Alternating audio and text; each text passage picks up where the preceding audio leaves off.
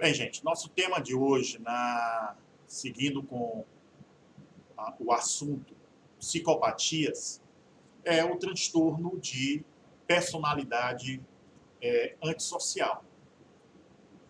Aí na questão nas emoções e na neurociência. Tá? Primeiro, nós temos que entender o que sejam emoções. Né? As emoções são tidas como experiências que geram a ativação autonômica e respostas comportamentais para um estímulo, seja ele externo ou externo. Sentimentos, já distinto, seriam as experiências subjetivas causadas pela emoção. O humor, em contrapartida, envolveria um período do tempo mais longo e de forma menos aguda. A emoção que surge no indivíduo, ela depende das experiências vividas por esse indivíduo ao longo da vida. Estímulos similares, eles podem gerar emoções diferentes em pessoas diferentes. Ora, desde a formação do conceito de sociedade, o homem vem estudando e se dedicando a tentar compreender o comportamento humano, né, mesmo antes da existência do modelo social convencional que nós utilizamos atualmente. Então, desde tempos imemoriais. Com o avanço tecnológico, né, e das pesquisas, nós podemos verificar que o comportamento humano ele tem relação direta com características fisiológicas, né, e atualmente genéticas, mas são estudos que ainda não conseguiram evidenciar de forma concreta, né, científica, as questões que nós iremos discutir. Né? Então, baseado nesse preceito, que nós hoje, nesse momento, estamos propondo uma análise sobre os fatores endógenos que levam o ser humano a condutas delituosas. E aí nós vamos traçar um caminho orgânico para determinadas reações, analisando a origem de determinadas disfunções celulares e moleculares. Certo? Nós propomos, nesse momento, uma discussão ampla sobre o comportamento humano do ponto de vista fisiológico e genético, contemplando dois aspectos interligados, o organismo e o ambiente. Certo? Nós temos aí 4 componentes da emoção. Né? Vocês vão ver que nós temos os sentimentos, né? A experiência subjetiva, a consciência fenomenológica, a cognição, a ativação corporal, né? Onde nós temos a ativação fisiológica, a preparação do corpo para a ação, aí nesse segundo quadro, que vocês podem ver que eu estou balançando aqui a mãozinha, certo? A resposta motora. Nós temos a expressão social, comunicação social, expressão facial, expressão vocal. E temos o senso de propósito, o estado motivacional, direcionado ao objetivo, aspecto funcional. Então, nós temos aí, né, o quadro dos componentes da emoção, que envolve sentimentos, ativação corporal, senso de propósito e expressão social. Ok? Ora, nós já falamos aqui do Lombroso, né? O César Lombroso, estudioso do comportamento humano, ele, a sua teoria, a sua abordagem é descendente da frenologia, que foi criada pelo alemão Joseph Gall, né, no início do século XIX, e nós vamos falar isso mais adiante também, e estreitamente relacionada a outros campos, né, da caracteriologia e fisionomia, estudo das propriedades mentais, a partir da fisionomia do indivíduo, certo? Paralelamente ao Lombroso, outros pesquisadores se empenharam em traçar teorias para a explicação do ato criminoso do ser humano. Um deles foi o Enrico Ferri, né, que classificou, né, os delinquentes em 5 tipos: nato, louco, ocasional, habitual e passional. O Rafael Garófalo, criador do termo criminologia, né, que elaborou uma concepção de delito natural partindo da ideia de Lombroso, né, do criminoso nato. O Quetelet, criador da estatística científica, fulcrada em 3 princípios, que estabeleceu as chamadas leis térmicas de Quetelet, procurou demonstrar que no inverno se praticam mais crimes contra a propriedade, no verão são cometidos mais crimes contra a pessoa e na primavera acontecem mais crimes contra os costumes, devido à exacerbação da atividade sexual que se opera no início dessa estação. Nós vamos ter diversos estudos, alguns conflitantes entre si, alguns confrontantes, certo? E aí, com o avanço da tecnologia, nós podemos, com isso, estreitar o estudo da biologia molecular através dessas novas tecnologias, né, até que no século XX e no XXI, nós, com a descoberta do DNA, o ácido desoxirribonucleico, pelo bioquímico alemão, se não me falha a memória, Johann Friedrich Miescher, né, que viveu entre 1844 e 1895, e posteriormente nós tivemos a explicação do seu funcionamento e dos seus componentes por Watson e Crick, lá por idos do ano de 53. Certo? Inclusive, ganhadores do prêmio Nobel pela descoberta. Tá. Após essas descobertas, iniciou uma corrente, uma corrida de todos os cientistas da ciência e da saúde para identificar e tratar todos os tipos de doenças, né, com base exatamente na causa molecular de tais males. No campo da psiquiatria forense, 2 manuais de diagnóstico utilizados, o Manual de Diagnóstico e Estatística, atualmente, DSM, publicado pela Associação Americana de Psiquiatria, e a Classificação Internacional de Doenças, que é o famoso CID, publicado pela OMS, Organização Mundial de Saúde. Elas identificam um transtorno de personalidade, compartilhando características semelhantes, com certas divergências. O DSM classifica como transtorno de personalidade antissocial, enquanto que o CID-10 é transtorno de personalidade dissociativa.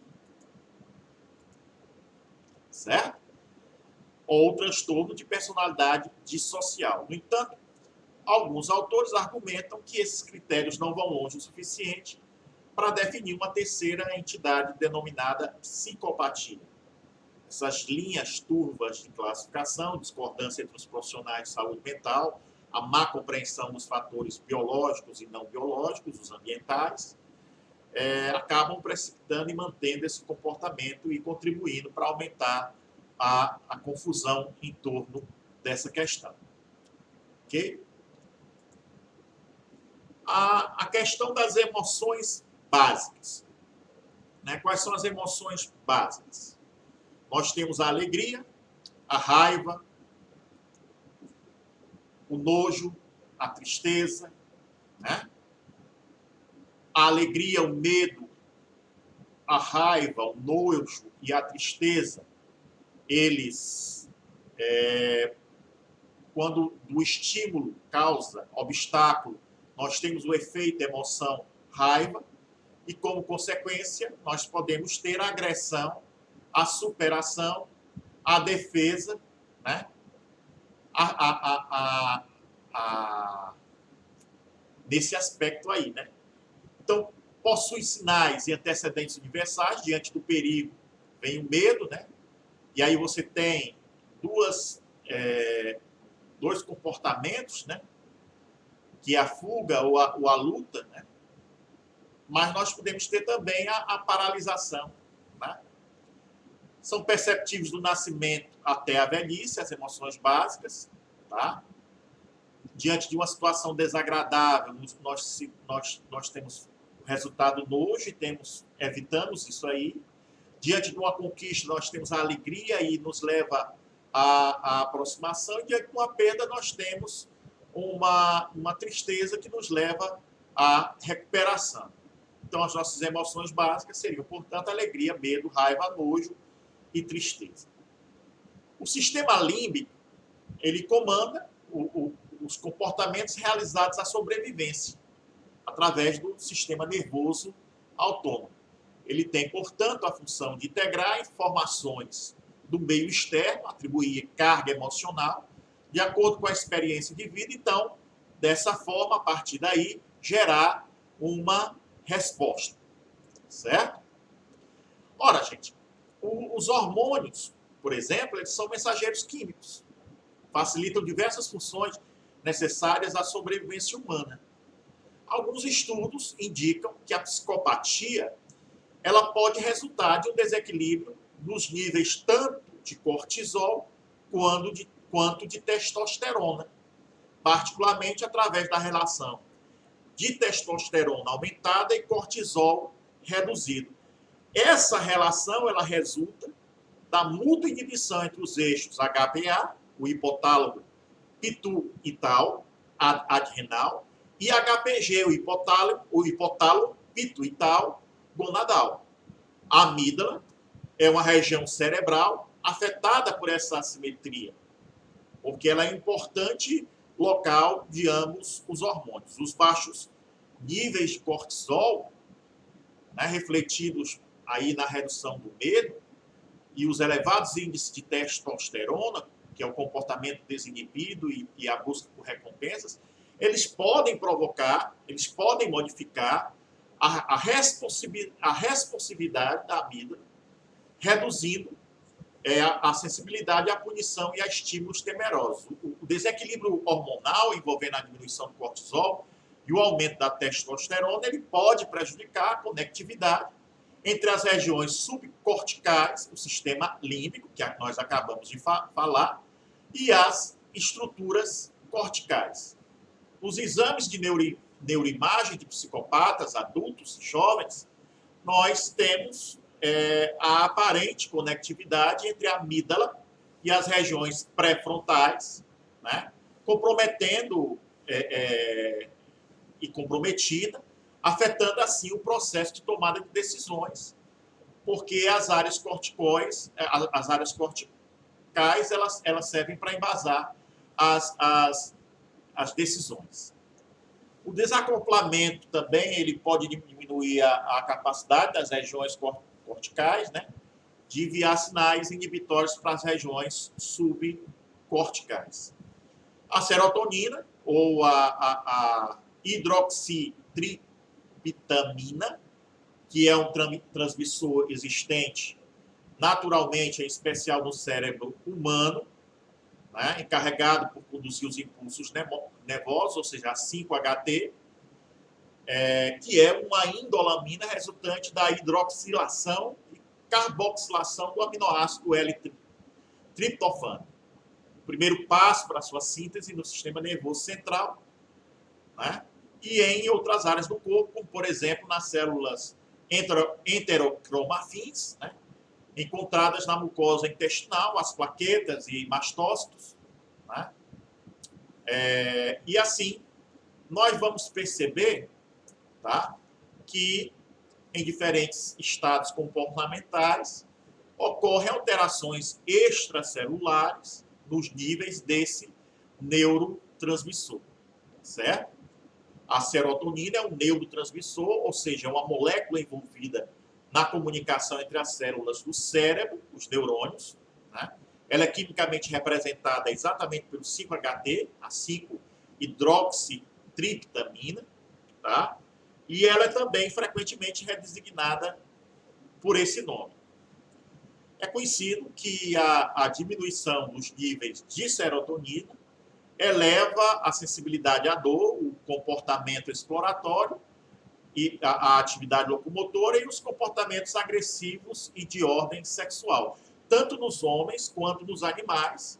Distúrbios psíquicos têm sido correlacionados com alterações das funções de serotonina, como comportamentos agressivos e obsessivos, além do chamado déficit de atenção.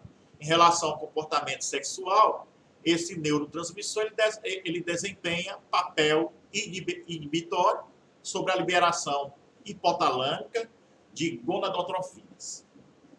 Então, gente, nós vemos aí que o sistema límbico, só lembrando aí para quem já domina essa matéria, nós temos a amígdala, nós temos o fórnix, nós temos o corpo caloso, nós temos a epífise, né? Nós temos, dentro dos componentes do cérebro, né, o cíngulo, o giro para hipocampal e o hipocampo. Né? A memória, por exemplo, ela está localizada entre a região do córtex pré-frontal e a região do hipocampo. Né? Os componentes do diencéfalo, né, o grupo anterior de núcleos talâmicos, aqui, o hipotálamo e o corpo maxilar. O sistema límbico, né, ele tem o giro para-hipocampal, hipocampo, a área septal, hipotálamo.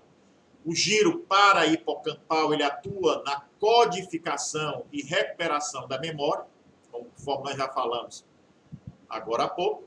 Né? O hipocampo, ele atua na transformação da memória a curto prazo em memória de longo prazo, a área septal. Ela constitui um dos centros do prazer do cérebro.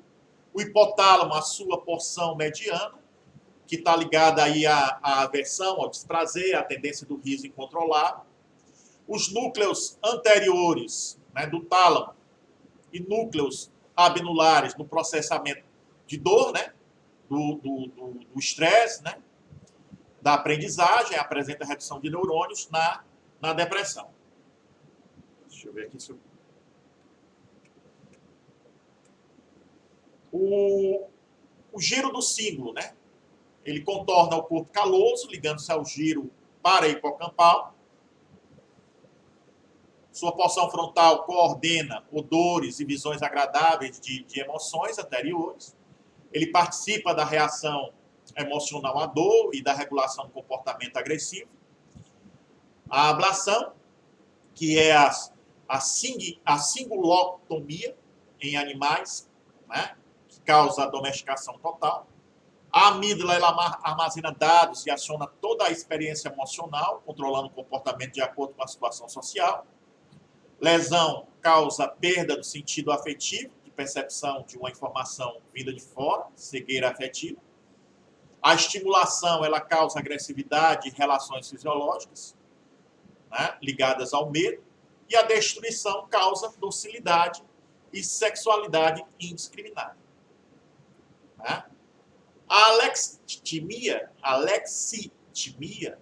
ela é uma patologia que afeta a consciência das emoções. Vem do grego, né, sem palavras para o sentimento, é um termo criado por Sifínios, em 72, uma tendência dos indivíduos para agir de forma a evitar situações de estresse. Ela possui 3 pilares: a dificuldade em expressar sentimentos e diferenciar de sensações corporais, a baixa capacidade de imaginação, o pensamento operacional.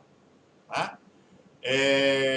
Nós temos ainda que considerar, tá, um outro aspecto, tá, da testosterona, por exemplo, que não podemos deixar de esquecer, que a testosterona é um hormônio sexual secretado pelo eixo hipotálamo, e aí nós vamos voltar aqui ao nosso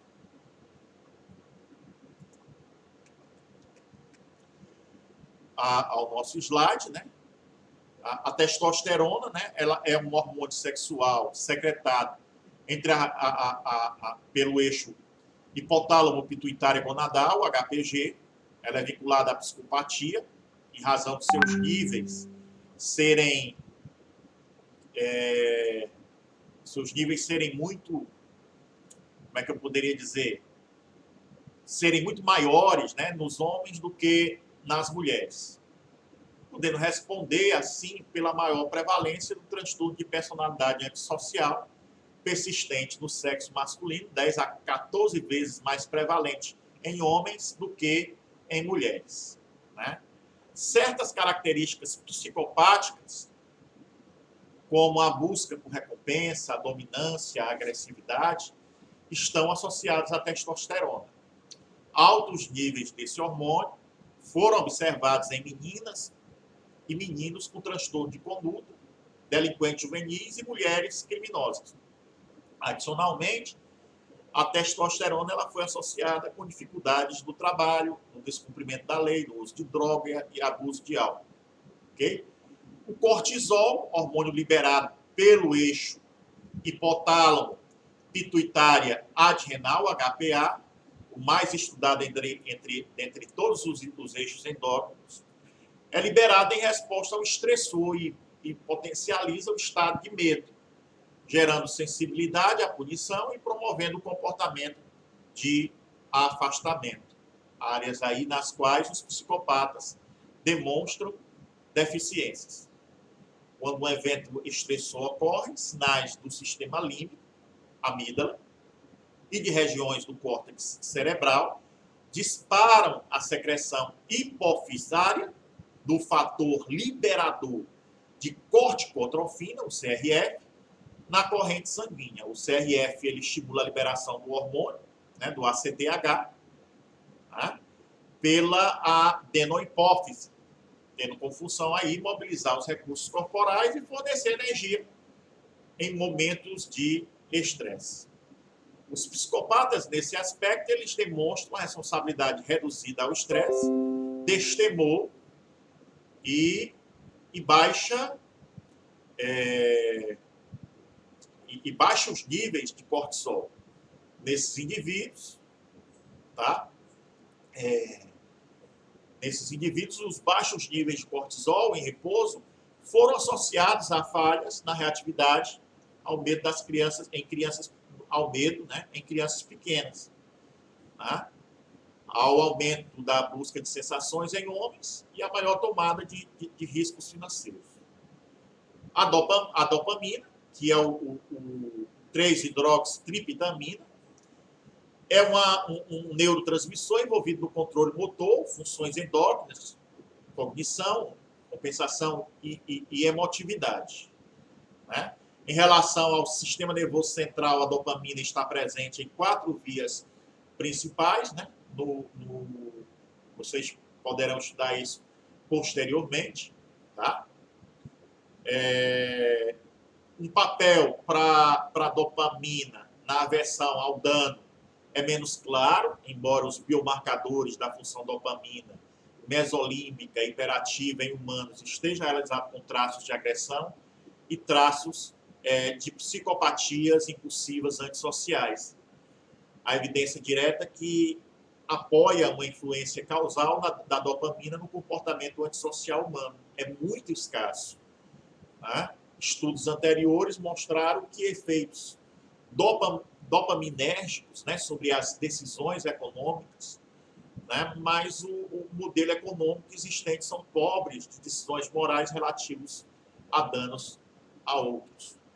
Os agentes antipsicóticos de segmentação D2, receptores de dopamina, reduzem os níveis de raiva em pacientes agressivos. Agentes como a risperidona, a clozapina e a olanzapina também têm sido eficazes no tratamento de agressão impulsiva. Em geral, a evidência desses estudos sugere que existe envolvimento substancial do sistema da dopamina no comportamento agressivo. O sistema serotoninérgico tem fortes interações anatômicas e funcionais com o sistema dopaminérgico, serotonina e dopamina, portanto, mais especificamente, né? E acredita-se que os comportamentos relacionados à abordagem e retirada sejam determinados pelo equilíbrio entre a atividade da dopamina e da serotonina, com a dopamina para estimular comportamentos de apetite e a serotonina pensada para desencorajar comportamentos apetitivos e provocar a sua retirada.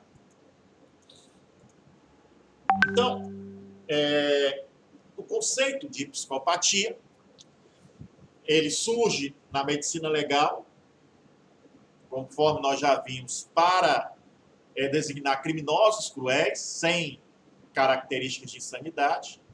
E aí nós já falamos do Pinel, né, o pioneiro para tratar as primeiras descrições científicas de padrões comportamentais. E esse conceito e o próprio uso da nomenclatura só se estabeleceram, de fato, a partir do trabalho de 41 do Cleckley, chamado The Mask of Sanity, a Máscara da Sanidade, e a partir da segunda metade do século XX, iniciaram os esforços para construir instrumentos de mensuração da psicopatia, né, que vem a ser o transtorno da personalidade antissocial, né, segundo o diagnóstico de saúde mental. Tá? Nós temos que observar aí que entre os anos de 1501 e 1596, nós tivemos uma das primeiras descrições registradas pela medicina sobre a personalidade psicopata, que foi descrita pelo Girolamo Cardano, professor de medicina da Universidade de Paiva. Né? O filho dele foi decapitado por envenenar sua mulher, né? E ele passou a falar em improbidade, quadro que não alcança a insanidade completa, porque as pessoas ainda tinham aptidão para dirigir as suas vontades. Né? Na psiquiatria forense, pesquisas mostram que o comportamento criminoso está relacionado ao gene HTR2B, né, responsável pela produção de serotonina, que pode predispor seus portadores a atitudes impulsivas. Na grande maioria, essa herança genética está presente nos criminosos, mas é importante salientar que a existência desse gene não pressagia o comportamento impulsivo do indivíduo.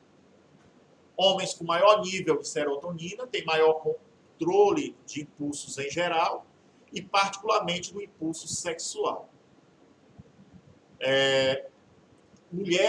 Nas mulheres, os altos níveis de serotonina eles podem inicialmente aumentar a probabilidade de aceitação de sexo, porque a ansiedade e a resistência são reduzidas. No entanto, com níveis cronicamente altos, como sob efeito de antidepressivos, ocorre a redução do desejo sexual e a inibição do orgasmo, às vezes até impedindo a resposta orgástica. Né? Já as mulheres com baixos níveis de serotonina são mais excitáveis e atingem facilmente o orgasmo, além de exibirem mais iniciativa à agressividade, tomando frequentemente as rédeas do relacionamento sexual. No que diz respeito aos homens, né,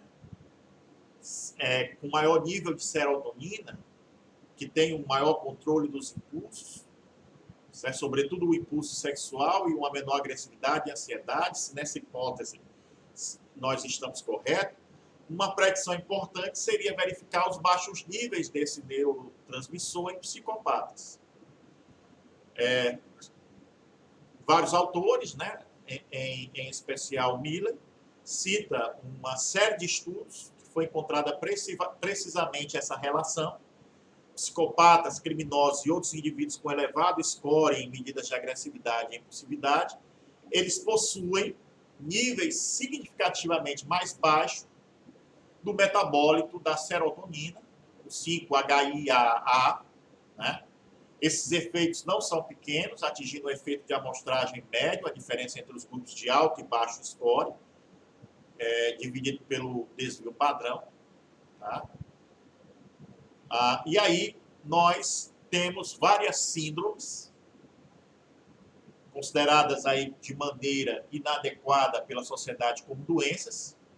Elas, na realidade, são condições genéticas que são caracterizadas por diferentes grupos de patologia em que o indivíduo fica exposto por conta de uma mesma enfermidade. Nós temos aí a síndrome de Klinefelter. Bob Joulong violentamente estuprou e assassinou pelo menos 9 mulheres, de maio a novembro de 84, na cidade de Tampa, na Flórida, nos Estados Unidos. Foi condenado à pena de morte por estuprar 50 mulheres e matar 9. E ele nasceu com uma condição verdadeiramente comum, conhecida como síndrome de Klinefelter, né? O que significa que ele tinha um cromossomos X extra, feminino, causando maiores quantidades de hormônios femininos, o estrógeno, em seu sistema, o que teve como consequência física o crescimento de seios na puberdade, o que lhe causava o grande embaraço, né? A trissomia cromossômica sexual 47, XYY, é uma neupilódia cromossômica masculina, mais comum, compatível com o nascimento vivo, né? Estima-se uma alta variabilidade de homens vivos, girando entre 26 a 375 para cada 100 mil, embora muitos não estejam diagnosticados, né? Todas as investigações realizadas até agora sobre essa questão são limitadas pelo estudo de grupos selecionados, pacientes institucionalizados ou clínicos, além das definições de metodologia, como o autorrelato de crimes, definição mal definida de tipo de crimes e grupos de controle mal definidos. Todos os estudos também foram conduzidos em grupos muito pequenos. Tá? O transtorno da personalidade antissocial, ele tem como critérios de diagnóstico, né, o fracasso em ajustar-se às normas sociais, a tendência à falsidade, à irritabilidade, à agressividade, nesse caso pela segurança de si ou de outros, né, a ausência de remorso. Tá? O indivíduo tem no mínimo 18 anos de idade, há evidência de transtorno de conduta, com surgimento anterior aos 15 anos. A ocorrência de comportamento antissocial ela não se dá exclusivamente durante o curso da esquizofrenia ou transtorno bipolar, o distúrbio social afetivo, né? E aí nós temos que considerar, né, a sua distinção em relação à sociopatia genética, o conceito de transtorno de personalidade com insensibilidade, a sociopatia, né? Além de desrespeito pelas normas sociais, ela está claramente estabelecida como um grupo de pessoas que compartilham uma combinação de traços que podem incluir a violência, a agressão, a insensibilidade, a falta de empatia, os atos repetidos de criminalidade contra as normas sociais. Aí a regulação deficiente do sistema neurotransmissor serotonérgico, a serotonina, está diretamente ligada a esse comportamento. Pensa-se, assim, que a serotonina ela ajuda a controlar a agressividade, a impulsividade e a ruptura desse sistema, resultando em menos restrições. Certo? A hipótese subjacente é que a testosterona ela tenha um efeito direto na transcrição da monoamina oxidase A, a MAOA, certo?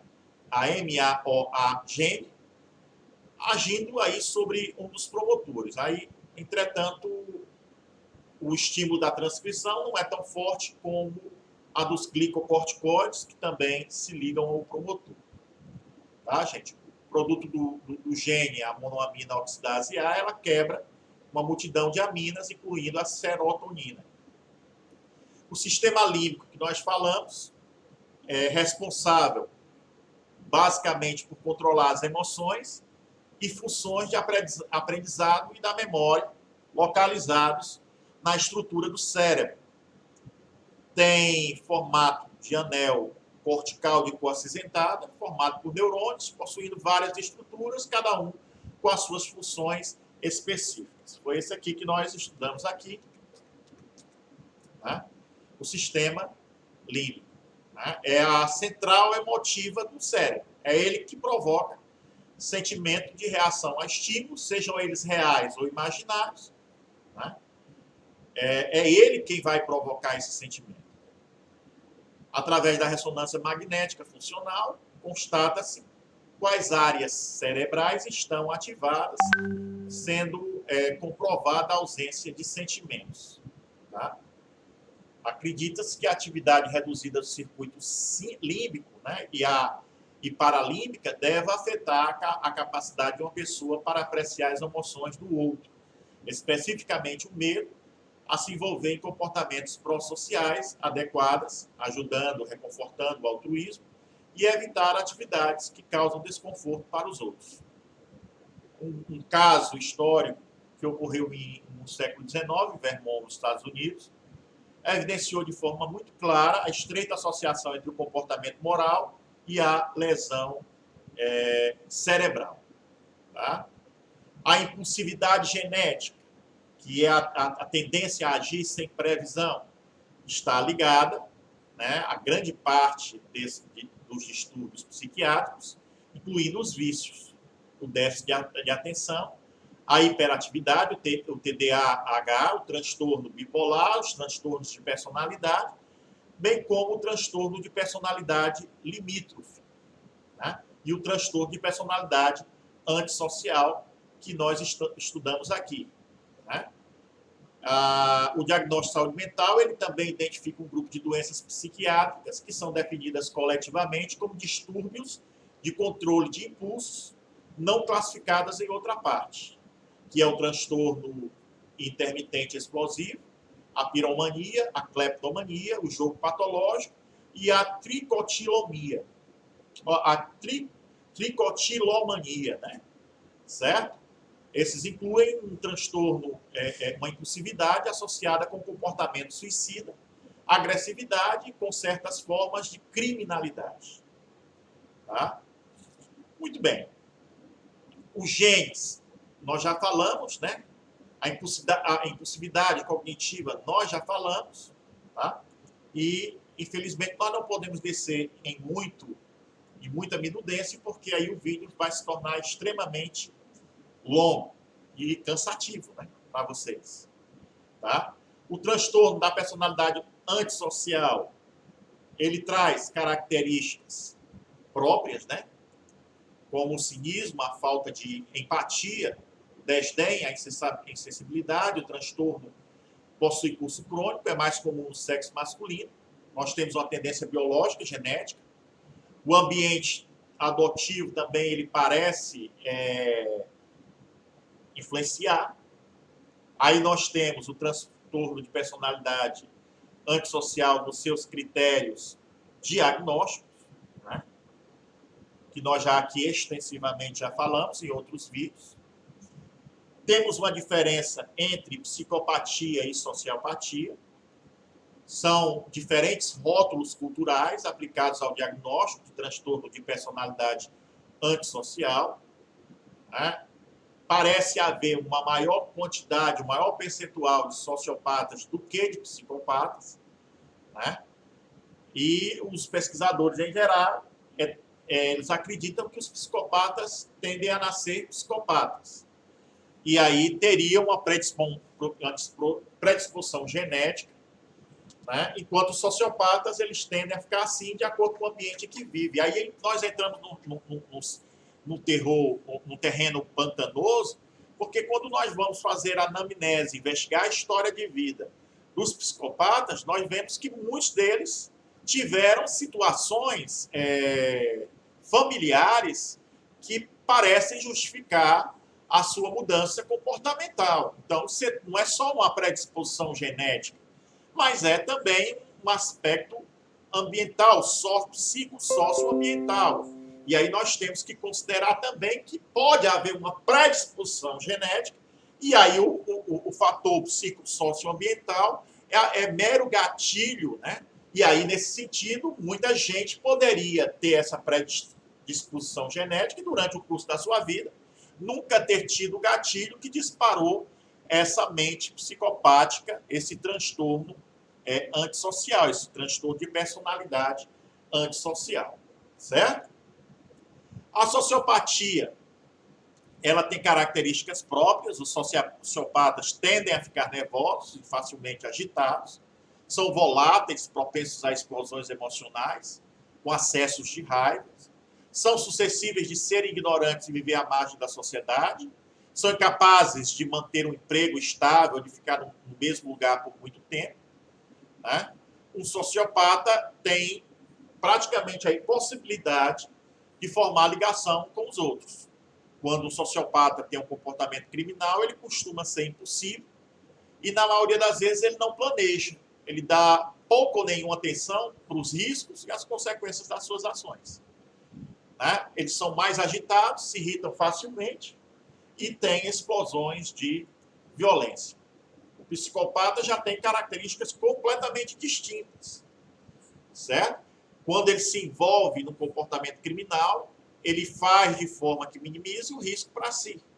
Planeja cuidadosamente a atividade criminosa para que não seja pego, para que não seja descoberto, pensa em todas as possibilidades e, dentre as suas características, nós temos a de que eles são incapazes de formar ligações emocionais ou de sentir empatia real com os outros, mesmo sendo pessoas extremamente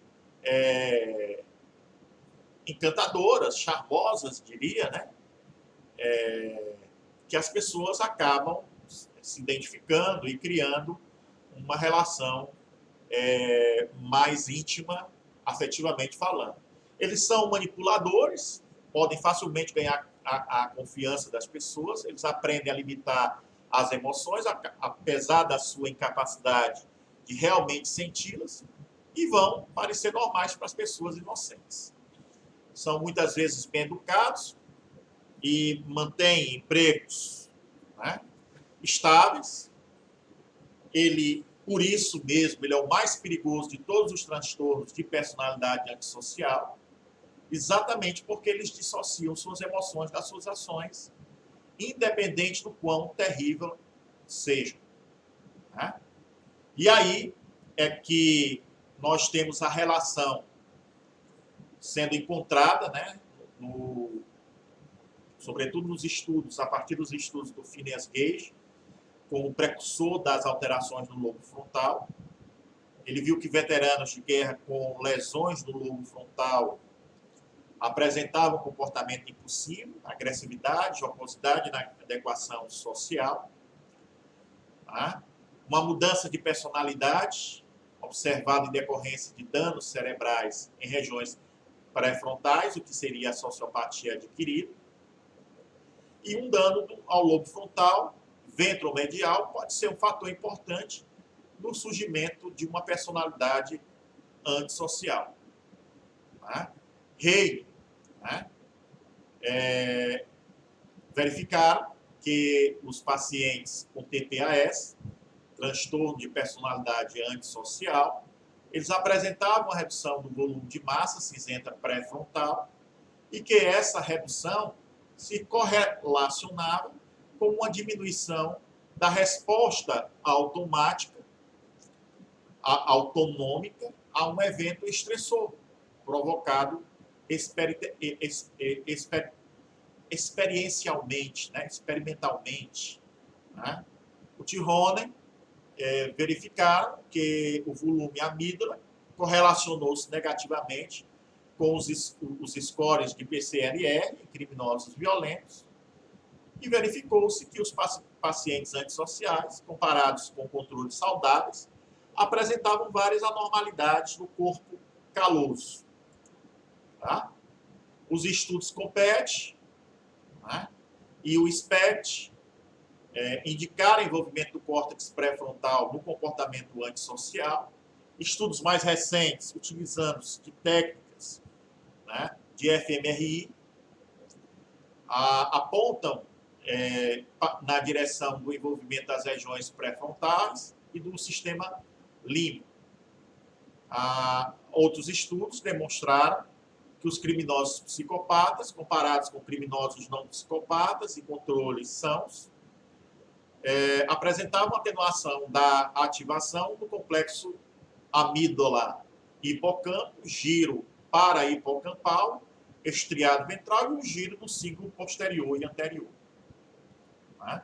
E é aí que nós vamos ver, né, na psicopatia a revisão de um checklist na relação na face interpessoal, no estilo de vida, né, antissocial e a afetividade. Né? No sentido aí interpessoal, ele tem a lábia, tem o charme, tem o senso de grandiosidade, a mentira patológica, o direcionamento, a manipulação. No sentido estilo de vida, a necessidade de estimulação, inclinação ao tédio, o estilo de vida parasita, a ausência de metas de longo prazo, a impulsividade, a irresponsabilidade. Na afetividade, a falta de remorso, ele é emocionalmente raso, a insensibilidade, a falta de empatia, a falta em aceitar a responsabilidade por suas próprias razões. E na face antissocial, o controle comportamental fraco, os problemas comportamentais precoces, a delinquência juvenil, a revogação de liberação condicional e a versatilidade criminal. Certo? E aí nós vamos ver a escala da mente criminosa, que nós fizemos a menção lá quando falamos os psicopatas na história, né? De 0 a 11, a probabilidade de quem está nessa faixa cometer crime é baixíssima. De 12 a 22, quem está nesse intervalo é o portador de transtorno parcial de personalidade. E de 23 a 40, os indivíduos são enquadrados nesse grupo como psicopatas, como portadores de distúrbio, transtorno global de personalidade, né? Bandidos que agem com crueldade extrema, como os assassinos em série, estão nessa categoria, né? E tem uma possibilidade, uma probabilidade de reincidência criminal de mais de 70%. Tá? A neuroimagem, a ressonância magnética, na sua maioria dos scanners, ela permite que os indivíduos sejam apresentados com diferentes imagens visuais. Da mesma forma, a tomografia por emissão de positrons, a PET, ela mede as emissões de substâncias químicas metabolicamente marcadas radioativamente que foram injetadas na corrente sanguínea. E aí nós vemos aqui, né, a neuroimagem de uma pessoa normal e a neuroimagem de um psicopata, onde no cérebro normal nós estamos expressando a resposta emocional e no cérebro psicopata com o lobo frontal inativo, certo? E aí nós vamos ver, né, também no diagnóstico das neuroimagens, ok? Muito bem, antes de adentrarmos propriamente a psicopatia enquanto moralidade e empatia, tá? Nós teríamos a considerar ainda inúmeros outros aspectos, mas eu precisaria lembrar da genética judicial, porque na maioria dos casos a única referência a informações genéticas comportamentais é a menção do papel dos fatores hereditários na etiologia dos transtornos mentais, como a esquizofrenia, ou as psicoses, os distúrbios do espectro do autismo, ou até mesmo o transtorno de personalidade. Os especialistas, eles, na maioria dos casos, usualmente o psiquiatra, o psicólogo, usam a informação sobre fatores hereditários e outros fatores, como as condições familiares problemáticas, apenas para explicar como a desordem ou o comportamento problemático eles podem ter ocorrido e o tribunal não menciona essa informação na sua argumentação. No entanto, há também uma série de casos em que a informação genética comportamental é usada para ajudar a responder a essas questões, né? Em um processo no Tribunal Criminal Italiano, a influência do gene MAOA sobre o comportamento agressivo desempenhou, por exemplo, um papel fundamental. Em outro caso, um réu tinha um transtorno neurológico hereditário, a doença de Huntington, que é conhecida por ser causada por um gene mutante no cromossomo 4. Ele foi acusado de incendiar a causa da sua namorada e de colocado em risco a vida de várias pessoas. A doença de Huntington é a causa de problemas neuropsicológicos e demência que torna difícil para o indivíduo lidar com a vida diária e com situações problemáticas, certo? A agressão, a falta de emoções e deformações, elas são consequências combinadas da genética, neurotransmissor, desequilíbrio hormonal e fatores ambientais. Muitos avanços recentes foram feitos para compreender as inter-relações complexas do neurocircuito, que sustentam a empatia e as emoções. Há um debate, inclusive, intenso, né, sobre se existe um diagnóstico separado de psicopatia. Mas nem o transtorno de personalidade antissocial, como definido no DSM, nem seu diagnóstico correspondente a CID-10, transtorno de personalidade social, identificam a psicopatia como um diagnóstico separado. E esse é onde resiste as informações conflitantes e é onde reside um grande problema para os estudiosos resumirem as evidências sobre esse tipo de transtorno de personalidade, né? Enquanto as suas diferenças em vários critérios de diagnósticos. Tá? Então, nesse sentido, nós vamos ver que a psicopatia, quando nós discutimos a moralidade e a empatia, o comportamento amoral e os déficits de empatia são considerados como características fundamentais da psicopatia. Na teoria de Blair, né, nós temos que a psicopatia ela pode ser uma consequência desenvolvimental de uma disfunção precoce do mecanismo de inibição de violência que vai ter como gatilho perante pistas de angústias e inibe o comportamento agressivo. O autor ele propôs que esse mecanismo é um pré-requisito para o desenvolvimento de certos aspectos da moralidade, designadamente o desenvolvimento da distinção moral convencional e dos efeitos morais como a culpa, o remorso, a simpatia e a empatia. A teoria do Kohlberg, 3 níveis de desenvolvimento social, o pré-convencional, o convencional e o pós-convencional. A hipótese é que o raciocínio moral dos indivíduos psicopatas se encontram no nível inferior do desenvolvimento moral, né? E o nível pré-convencional, no qual os indivíduos interpretam as regras culturais e as normas morais em termos das suas consequências físicas e hedonísticas da ação, né, como a punição, a recompensa, a troca de favores, bem como em termos de poder físico de que ele enuncia. A maioria, grande parte dos investigadores, eles concordam que a empatia ela implica em pelo menos 3 fenômenos, que seriam sentir o que a outra pessoa está sentindo, saber o que a outra pessoa está sentindo e responder à experiência de outra pessoa. Certo? A componente afetiva, que envolve uma resposta emocional concordante, decorrente do estado de outro. E a componente cognitiva, né? Que envolve a capacidade de compreensão dos sentimentos do outro por associações simples ou por processos mais complexos de tomada de perspectiva, né, que o indivíduo possa vir tomar. Tá? Então, outras estruturas sugerem, como o córtex pré-frontal e temporal, a amígdala e as estruturas límbicas, como a ínsula e o córtex cingulado, desempenham um papel fundamental na empatia. Essas estruturas destacadas, elas são semelhantes às relacionadas com a agressão, pelo que os circuitos neuronais implicados na empatia e na agressão, eles podiam ser parcialmente semelhantes.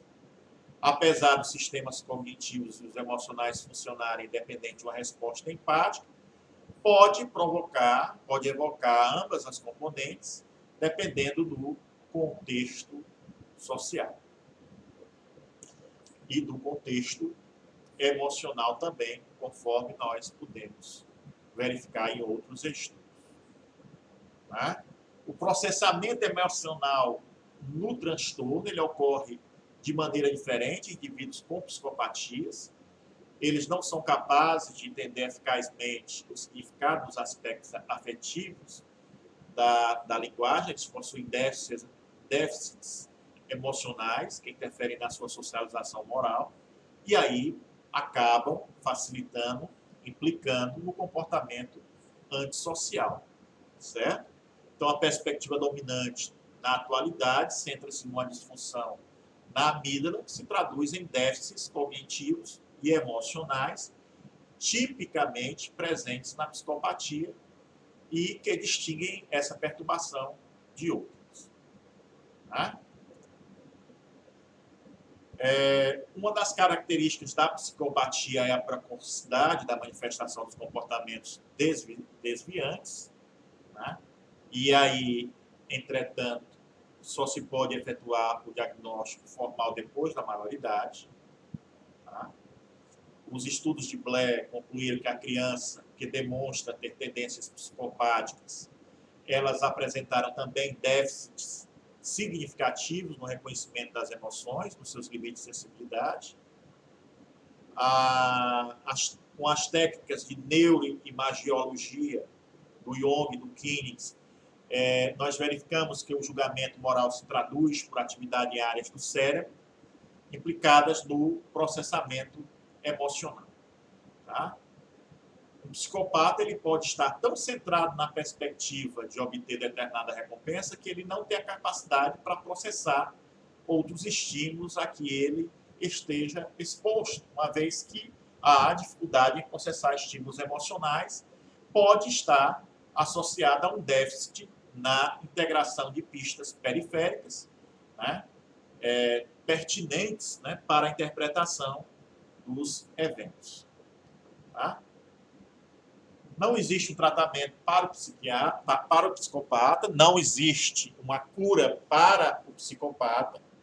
O que se pode tentar é a melhoria do controle de comportamentos destrutivos, né? A redução de danos, né, que podem prejudicar o outro, trabalhar o controle da raiva e a desonestidade, a tolerância à frustração, apresentar danos a longo prazo, conforme assegurou a psicóloga clínica Lucimare Bezerra Florentino. Certo? No cinema, eu tenho aí para colocar para vocês que quiserem aprofundar no cinema, nós vamos ter o Coringa, né? Em duas situações do Batman, nós vamos ter o talentoso Ripley, Laranja Mecânica, o Silêncio dos Inocentes, né? A série na Netflix do Hannibal Lecter, tá? Psicopata Americano, a série também do Netflix Dexter, tá? Lizzie Borden, né?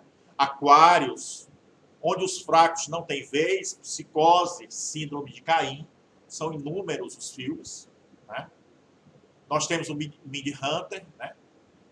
E aí nós teríamos ainda a citar inúmeros outros casos de psicopatas, né? Como o caso do Ed Kemper, que era o assassino de colegiais. Tá? Tinha um alto QI, era educado, era tranquilo e era extremamente analítico. Ele pequeno, ele já torturava e matava animais, era menosprezado pela mãe, pelo pai, pelas irmãs. A partir dos 10 anos ele era trancado em um quarto de porão e ele envolveu-se no assassinato dos avós com apenas 15 anos de idade.